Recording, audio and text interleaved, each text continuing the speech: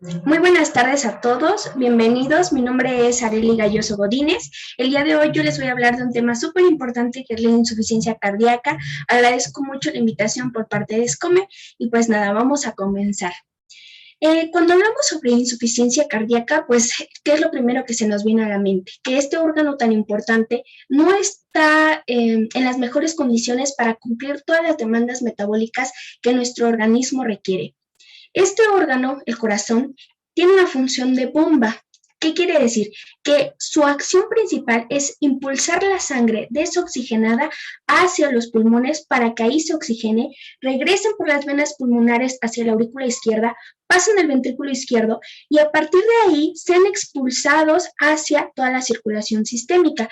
¿A fin de qué? A fin de que, pues, vayan a perfundir y a suministrar oxígeno a todos los tejidos del organismo.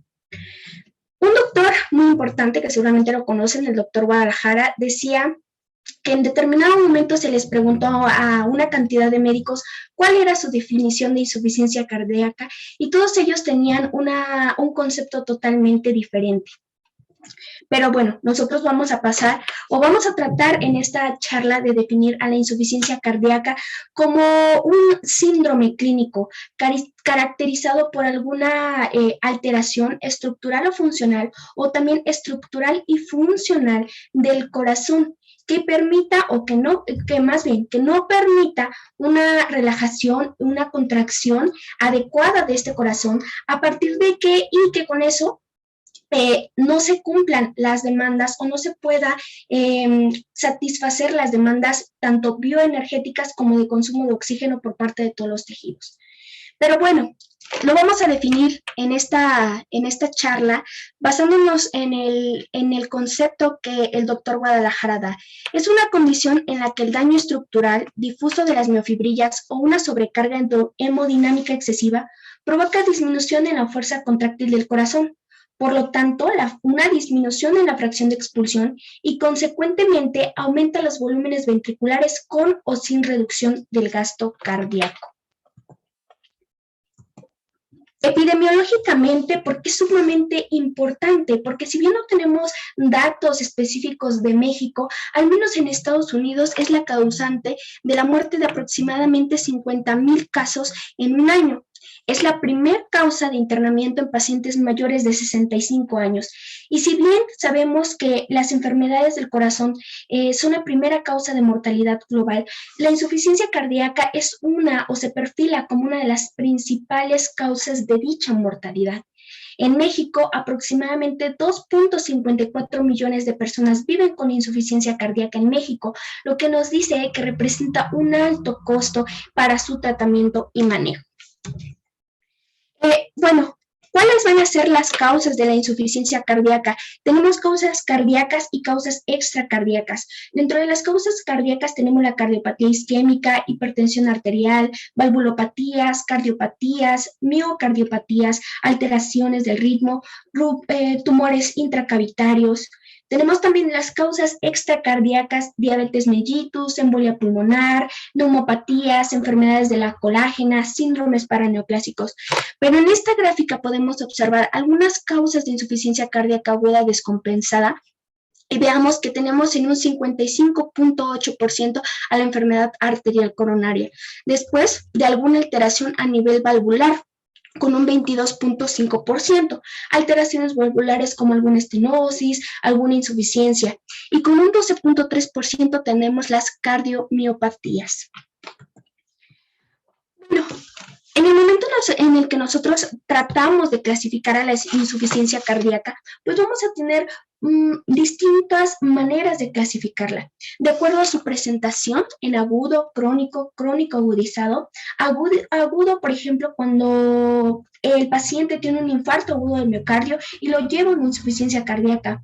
O cuando es crónico, por ejemplo, el paciente que está con hipertensión arterial, hipertensión arterial crónica y desarrolla una insuficiencia cardíaca a la larga.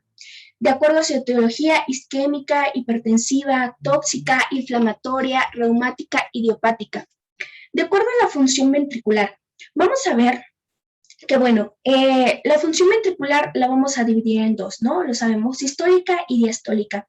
Sistólica, o cuando hablamos de que hay una alteración en la función sistólica del corazón, eso nos quiere decir que nuestro ventrículo no se puede contraer de la manera adecuada para expulsar la cantidad de sangre que contiene. Mientras cuando hablamos de que hay una alteración en la función diastólica, quiere decir que tenemos nuestro ventrículo y este no se puede relajar de una manera adecuada y no se puede, por así decirlo, expandir y pues también nos va a tener alteraciones como es una insuficiencia cardíaca por disfunción diastólica. La localización izquierda-derecha va a esto depender de qué cámara cardíaca esté afectada, si es la izquierda o la derecha. Y el estado clínico, si está compensada y descompensada, que en un ratito vamos a hablar un poquito más de eso. Eh, Recientemente, bueno, no tan recientemente, pero se intenta clasificar a la insuficiencia cardíaca incluso antes de que aparezcan estas alteraciones clínicas o manifestaciones clínicas y estructurales. Y es aquí cuando tenemos esta clasificación muy importante que es por parte de la ACC-AHA, en la que nos los divide en 4 estadios que más adelante vamos a hablar, pero es el estadio A, B, C y D, de acuerdo a su alteración estructural. Y bueno, cuando hablamos de su etiología, vamos a tener que tenemos muchísimas causas de insuficiencia cardíaca. Y entre las que vamos a hablar en este momento es de la afectación directa del miocardio. Cuando entre este grupo tenemos aquí a la miocarditis o miocardiopatía dilatada, es decir, esta inflamación de las fibras miocárdicas, también podemos tener algún proceso necrótico, algún proceso isquémico que va a comprometer precisamente a esos miocardiocitos. También tenemos la sobrecarga de presión, esta sobrecarga de presión dada por una estenosis aórtica, por una hipertensión arterial o una sobrecarga de volumen, precisamente porque tenemos una insuficiencia mitral, una insuficiencia aórtica, por citar algunos ejemplos. Ahora, vamos a tener las alteraciones hemodinámicas y estructurales. En este caso debemos de recordar el concepto de gasto cardíaco. El gasto cardíaco es la cantidad de expulsada por el corazón por una unidad de tiempo. Y el volumen latido es la cantidad de sangre que se expulsa por cada latido. El gasto cardíaco de quién va a depender de la precarga, del inotropismo y de la poscarga. La precarga es esa cantidad de sangre que ejerce cierta presión en el ventrículo y que al estar ahí esa sangre al final de la diástole, lo que va a hacer es que va a elongar las fibras miocárdicas y se va a aplicar la ley de Frank-Starling. El inotropismo, la capacidad contráctil que tienen estas células, ¿por quién se va a ver afectada? Se ve afectada principalmente por el infarto agudo de miocardio, porque una de las características principales para que el inotropismo se mantenga o se cumpla es que tengamos una fibra cardíaca viable, ¿sí? Si no lo tenemos, el inotropismo se pierde. O la poscarga. La poscarga es esa resistencia que se opone al vaciamiento del ventrículo, al vaciamiento de sangre por parte del ventrículo. Una poscarga muy aumentada, por lo tanto, va a disminuir nuestro volumen latido y por lo tanto disminuye el gasto cardíaco. O también cuando se pierden totalmente las resistencias vasculares, cuando son en estados sépticos muy avanzados, bueno, pues esto también nos va a comprometer que el gasto cardíaco y que toda la circulación llegue hacia toda la economía de nuestro cuerpo. El cronotropismo también importante, la cantidad de veces que se presentan arritmias pueden tener una gran impacto en la supervivencia de los pacientes. Por eso una bradiarritmia, taquiarritmia, pues tiene que ser manejada, ¿no? Porque tampoco, si tenemos esto, una alteración en el cronotropismo, pues obviamente vamos a tener una alteración en el gasto cardíaco. Y nuevamente, ¿de qué depende todo esto? ¿De qué depende el volumen latido? De una suficiencia valvular, de una integridad de la pared, de la geometría ventricular, es decir, si este ventrículo está dilatado o está hipertrófico, o si tenemos también una interdependencia ventricular. Cabe recalcar que en el caso de que tengamos, por ejemplo, un aumento en la precarga, un aumento en el inotropismo y un aumento en el cronotropismo, pues aumenta el volumen latido y por ende también aumenta el gasto cardíaco. Pero ¿qué pasa si nosotros aumentamos la poscarga? Disminuye, como ya mencioné, el volumen latido y disminuye el gasto cardíaco. Muy bien, eso en cuanto a la etiología. Ahora, vamos a ahondar un poquito en la fisiopatología. Cuando hablamos de la fisiopatología, debemos de recordar la clasificación que vimos hace un rato. Vimos insuficiencia cardíaca compensada y descompensada.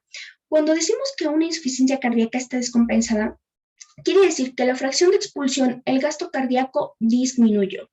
Y esto es obviamente que es incompatible con la vida. ¿Por qué? Porque si disminuye el gasto cardíaco y la fracción de expulsión, no se puede llevar la sangre hacia todos los órganos. Entonces, bueno, pues el paciente termina tarde o temprano, si esto no se corrige o no se compensa, termina muriendo.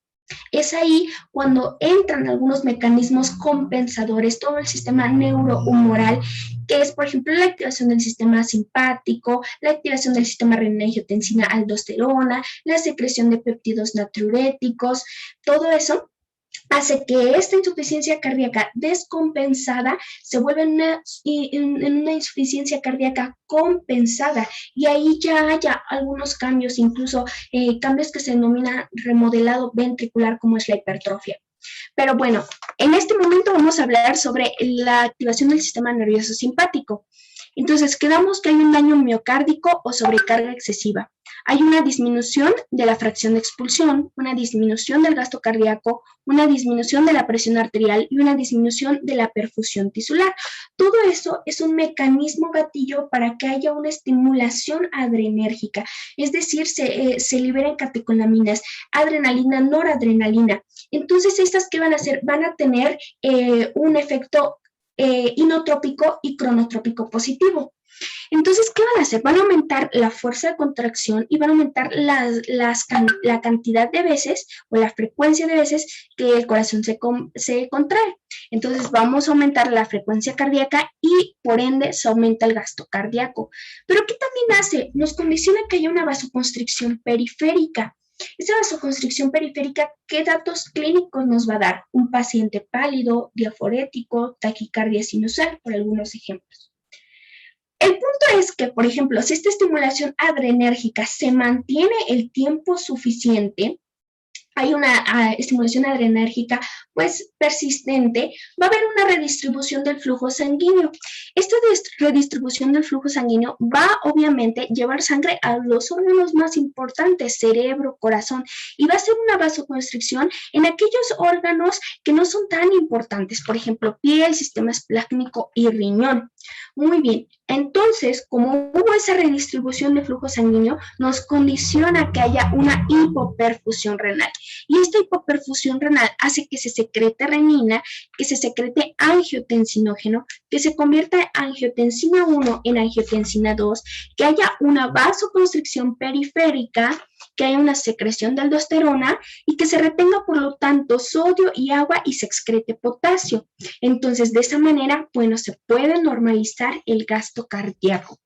Pero precisamente esto va a tener unas alteraciones al nivel del miocardio, lo hacen más fibrótico. Es por eso que la terapia va encaminada a bloquear precisamente estos mecanismos neuromorales, esta activación, por ejemplo, del sistema renina-angiotensina-aldosterona.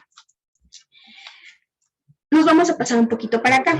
Bueno, vamos a poner el ejemplo, vamos a poner el ejemplo de un aumento de la poscarga en caso de un paciente que tiene hipertensión arterial. Resulta que aquí tenemos un ventrículo normal, nuestra aorta, y si tenemos un aumento de la poscarga, ¿qué va a hacer? Que esa poscarga va a impedir que mi ventrículo expulse todo su contenido. Entonces mi ventrículo se tiene que contraer con más fuerza, con más fuerza, con más fuerza para lograr sacar esa cantidad de sangre que tiene.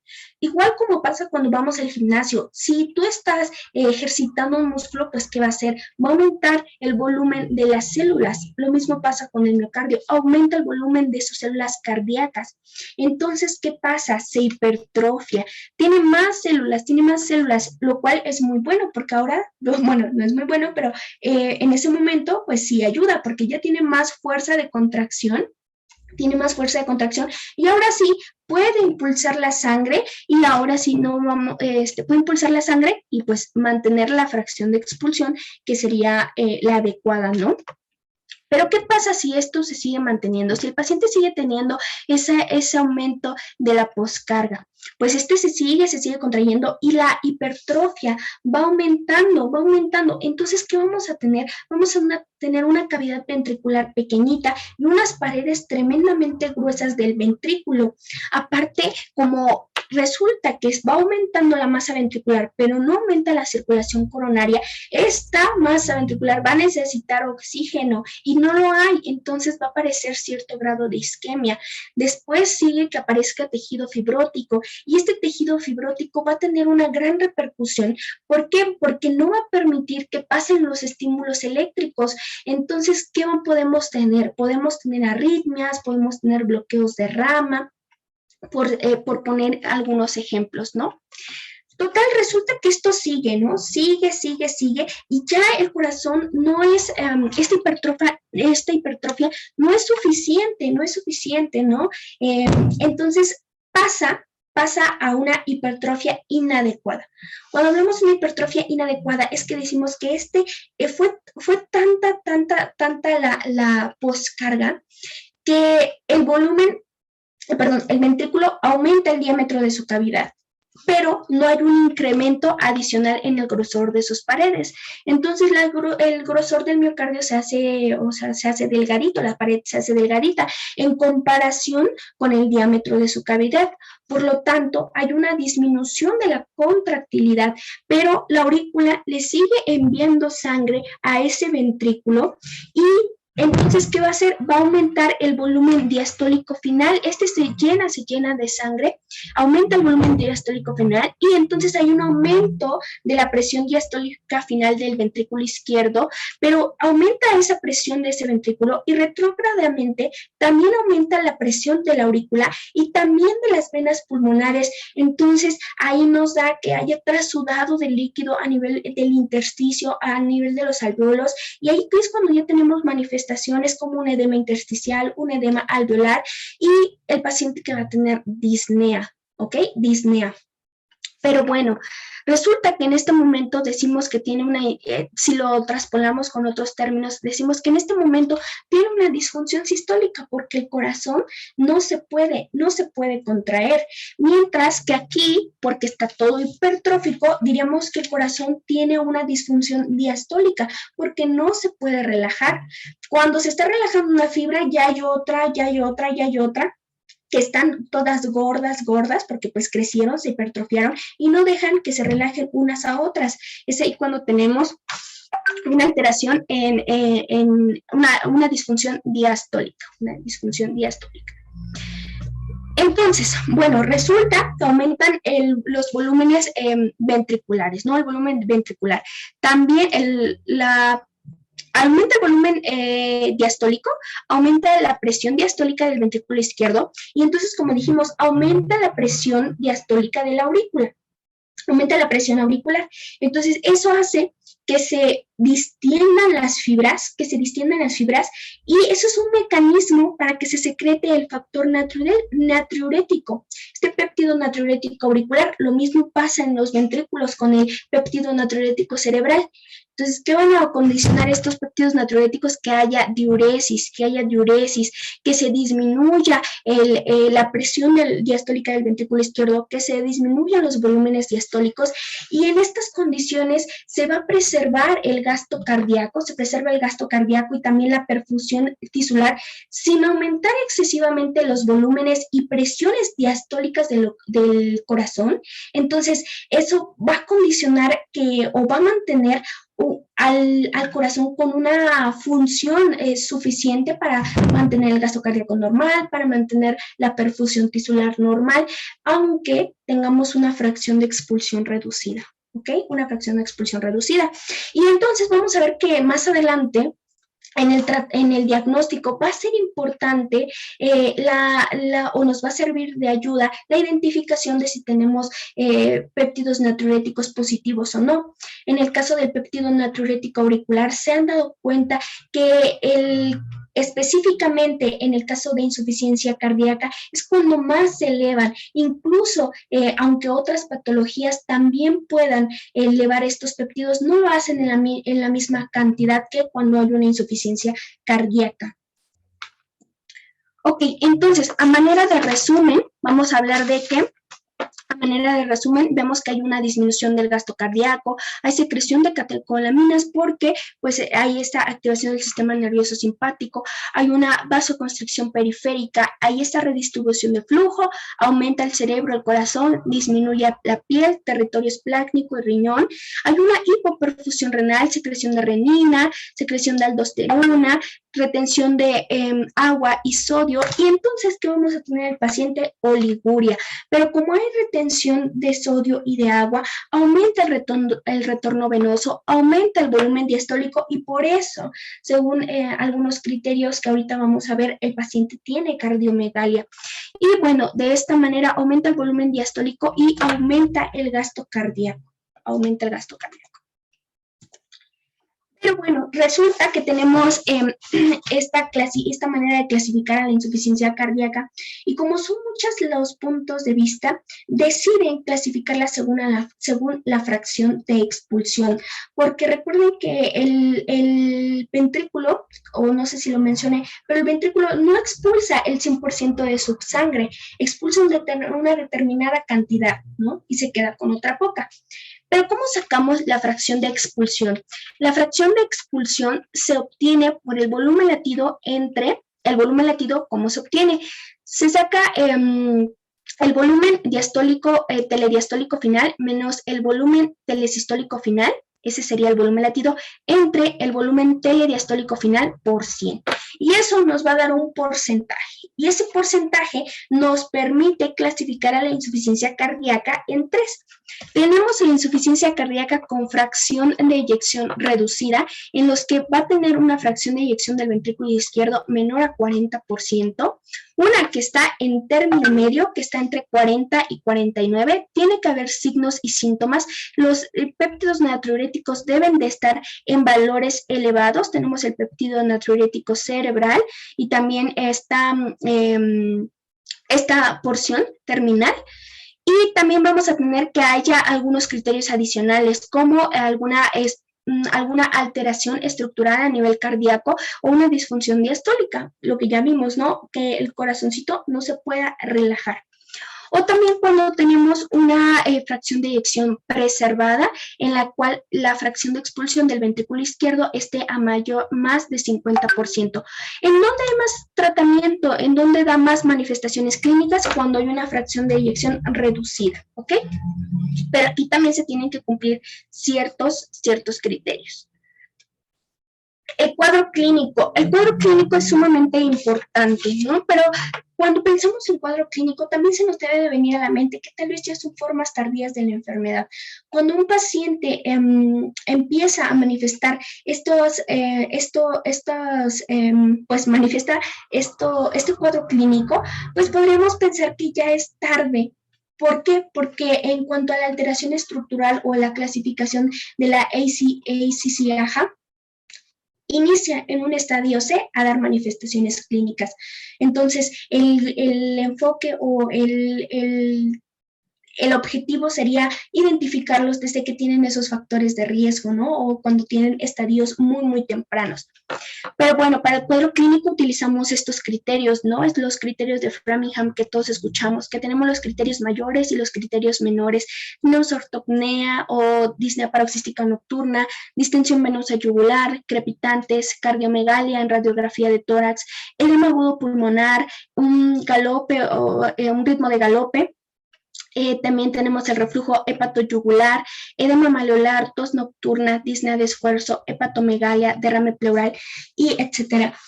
Pero bueno, ¿cómo se hace el diagnóstico de insuficiencia cardíaca? Se requiere que haya la presencia de 2 criterios mayores o 1 mayor y 2 menores. Y bueno, pero esto diríamos, sí, si bien son las manifestaciones clínicas de una insuficiencia cardíaca, pero no también podrían ser las manifestaciones clínicas de una neumonía, de un EPOC, por ejemplo. Entonces, aquí nos hace pensar en cuáles serían los signos clínicos más importantes. Ritmo de galope casi siempre está presente, aunque a veces es muy difícil de auscultar. Incluso también depende de una persona que esté entrenada, porque pues precisamente si no está acostumbrado, seguramente pues no lo va a escuchar. Un reflujo abdomino-yugular, una distensión venosa yugular y una disnea paroxística nocturna. Esos serían los principales signos y síntomas.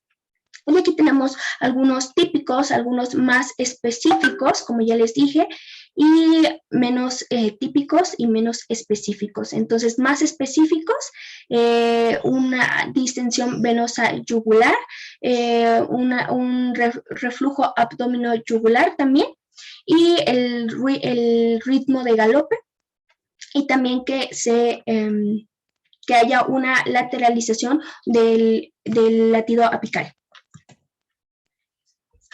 Entonces, tenemos también los estadios, como ya les mencioné, esta clasificación de la ACC-AHA, en lo cual nos va a decir, bueno, en qué alteración estructural está mi paciente. Tenemos el estadio A, en donde tenemos un alto riesgo, pero no tienen alto riesgo de insuficiencia cardíaca, pero no tienen una enfermedad cardíaca estructural ni sintomatología de insuficiencia cardíaca. Es aquí cuando se deberían de diagnosticar, o incluso aquí cuando hay una enfermedad en el estadio B, cuando hay una enfermedad cardíaca estructural, pero sin síntomas ni signos de insuficiencia cardíaca. Y en el estadio C es cuando ya empiezan los signos y síntomas dandos de la insuficiencia cardíaca, es decir, aquí ya empieza la clínica. Y esto es importante porque una vez que los pacientes llegan al estadio C, no pueden regresar al estadio B y no pueden regresar al estadio A. Y obviamente aquí es siempre un estadio B, corresponde al estadio 1 de la clasificación funcional de la NYHA o de la New York Heart Association. Y el estadio C, vean, el estadio C sí puede cambiar de clasificación funcional, pero no en la clasificación de la ACC-AHA.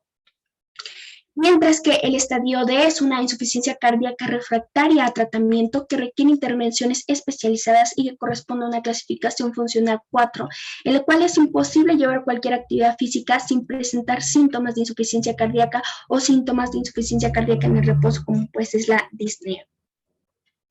Entonces, el diagnóstico, ¿cómo vamos a llevar a cabo el diagnóstico? Se debe hacer una historia clínica detallada. ¿Por qué? Porque muy pocos pacientes no van a tener algún antecedente de algo relacionado con, por ejemplo, que estos tengan alguna historia o un antecedente de alguna enfermedad arterial coronaria, como un infarto agudo de miocardio, alguna revascularización, cuando tengan historia de hipertensión arterial, cuando digamos que estuvieron ante la exposición a cardiotóxicos, porque también una de las etiologías son los daños intrínsecos hacia el corazón, ¿no? Como por ejemplo que hayan sido expuestos a radiación, si utilizan diuréticos, si tienen ortopnea o disnea paroxística nocturna. Eso en la historia clínica. Y después pasamos a la exploración física. Si tienen edema bilateral, si tienen ingurgitación venosa, si tienen desplazamiento del latido apical, como ya lo vimos, y también en el electrocardiograma va a ser sumamente importante porque ¿qué tal si demuestra ahí que tiene alguna anormalidad? Por ejemplo, crecimientos ventriculares, algún bloqueo de rama, algún tipo de arritmia que nos pueda conllevar a que el paciente va a desarrollar una insuficiencia cardíaca. Si todo esto está normal, si todo es muy poco probable que nosotros tengamos una insuficiencia cardíaca y hay que considerar otros diagnósticos. Pero si más de uno está presente, hay que medir los péptidos natriuréticos. Los péptidos natriuréticos, como ya les dije, el péptido natriurético cerebral.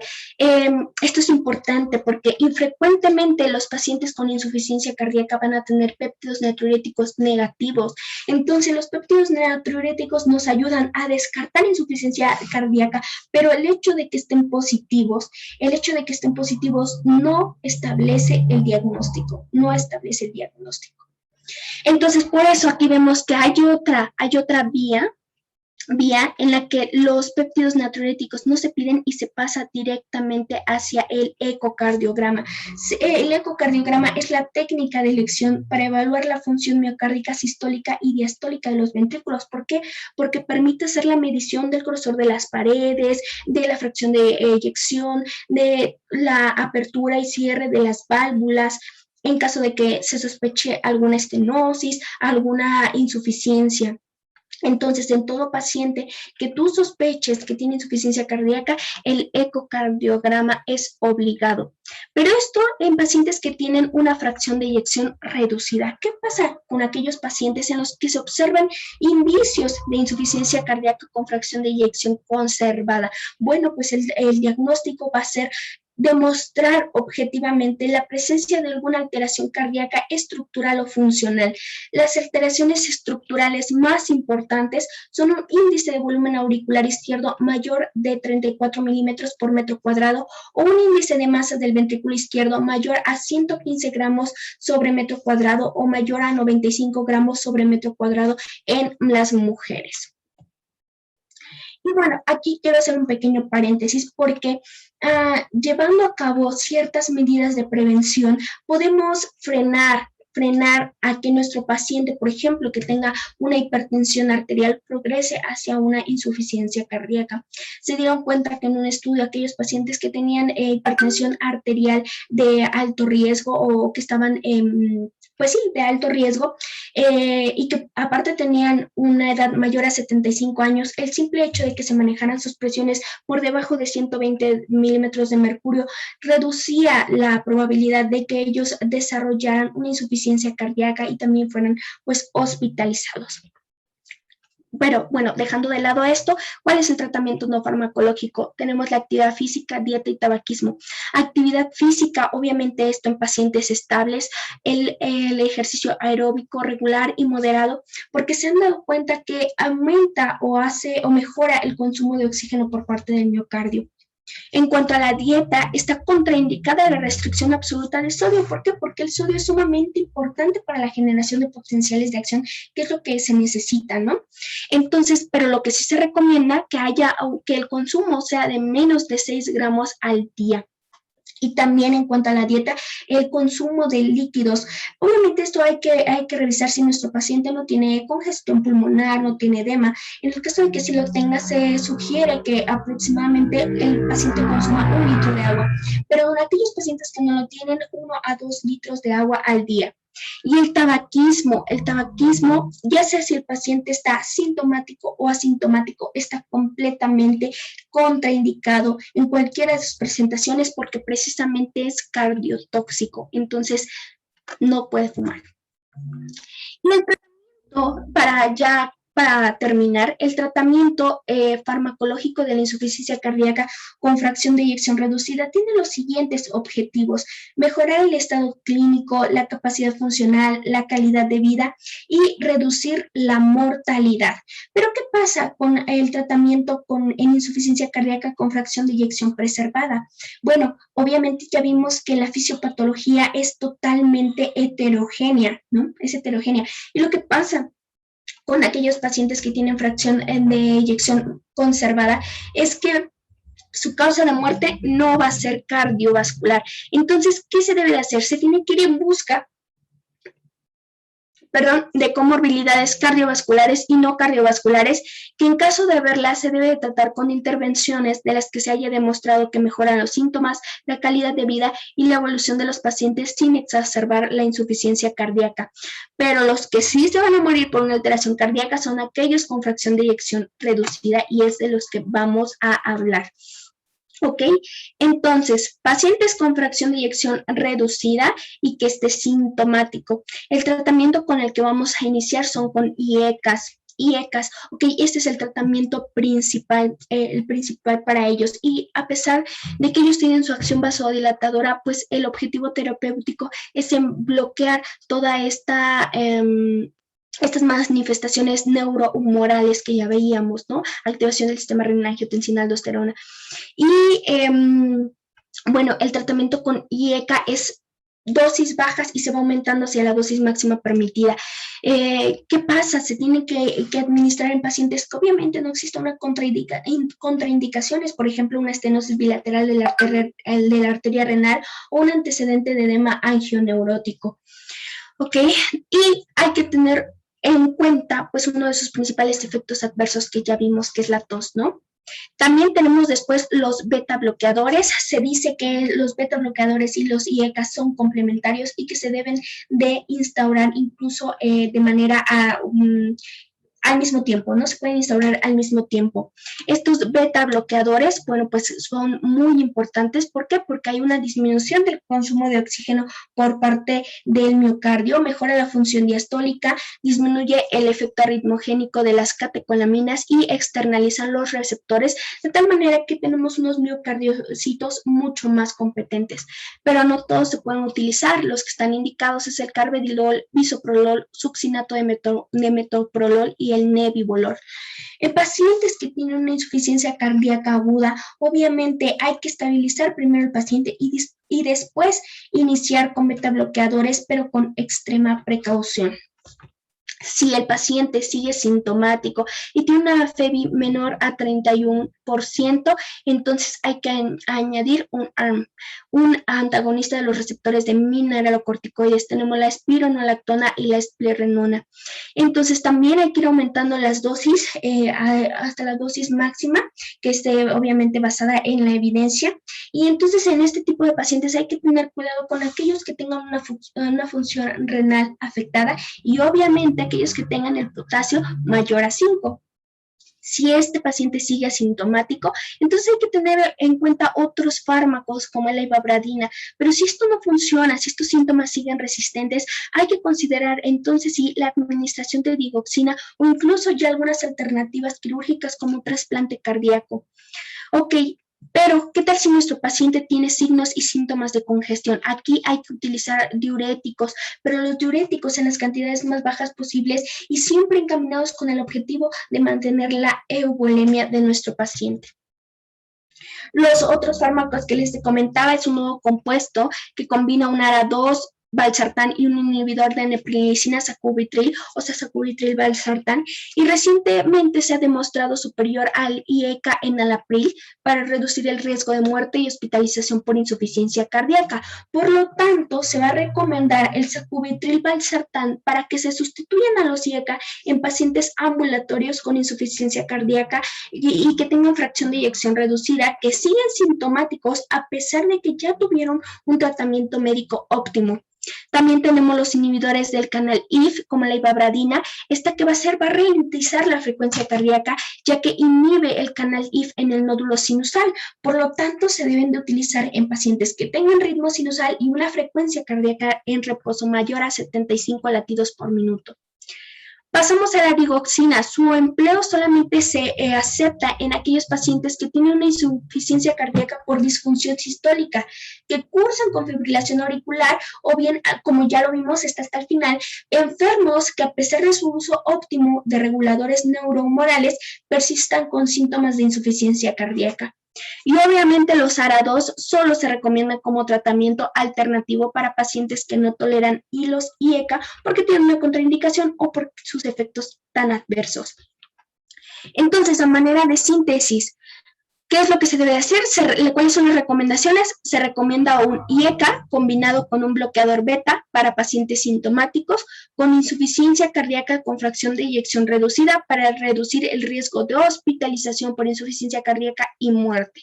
Se recomienda administrar un antagonista de los receptores de mineralocorticoides a los pacientes con insuficiencia cardíaca con fracción de eyección reducida que permanecen sintomáticos a pesar del tratamiento con un IECA y un bloqueador beta para precisamente lo mismo, reducir el riesgo de hospitalización por insuficiencia cardíaca y reducir la muerte.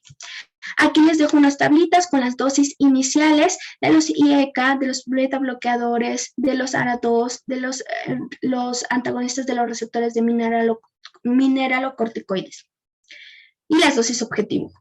Y también les dejo otra tablita con las dosis de los diuréticos empleados para los pacientes con insuficiencia cardíaca.